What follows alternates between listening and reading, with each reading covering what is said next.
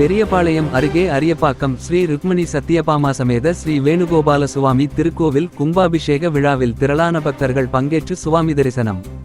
பெரியபாளையம் அருகே அரியப்பாக்கம் கிராமத்தில் சுமார் 100 ஆண்டுகள் பழமை வாய்ந்த ஸ்ரீ ருக்மணி சத்யபாமா சமேத ஸ்ரீ வேணுகோபால சுவாமி திருக்கோவில் அமைந்துள்ளது.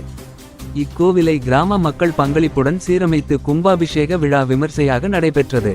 விழாவை முன்னிட்டு கடந்த 20ஆம் தேதி பகவத் அனுஜ்ஞையான யஜமான சங்கல்பம், விஷவக்சேனாராதனம், ரக்ஷாபந்தனன் யாகசாலை பிரவேசம், கும்பஸ்தாபனம், 2ஆம் காலையாகசாலை, அக்னி ஆராதனை, ஹோமங்கள், மகா பூர்ணாகூதி, இன்று சுப்ரபாதம் கோ பூஜை, 3ஆம் காலையாகசால ஆராதனை, மூல மந்திர ஹோமங்கள் உள்ளிட்ட யாகசாலை பூஜைகள் முடிந்த பின்னர் காலை 9 மணி முதல் காலை 10:30 மணியளவில் புரோகிதர்கள் யாகசாலையில் இருந்து கொண்டுவரப்பட்ட புனித நீரடங்கிய கலசங்களை கொண்டு மேளதாளங்கள் முழங்க கோவில் சுற்றி வலம் வந்து ஆலயத்தின் மீதுள்ள கலசங்களுக்கு புனித நீர் ஊற்றி மகாகும்பாபிஷேகம் நடத்தி வைத்தனர்.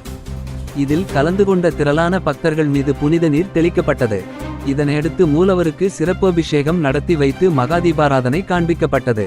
பின்னர் ஆலயத்திற்கு வந்திருந்த திரளான பக்தர்களுக்கு ஆலயத்தின் சார்பில் அன்னதான பிரசாதங்களும் வழங்கப்பட்டது. இன்று முதல் 48 நாட்களுக்கு மண்டல அபிஷேக விழா விமர்சையாக நடைபெற உள்ளது. நிகழ்ச்சிக்கான ஏற்பாடுகளை கிராம பொதுமக்கள் விழா குழுவினர் மிகச்சிறப்பாக செய்திருந்தனர்.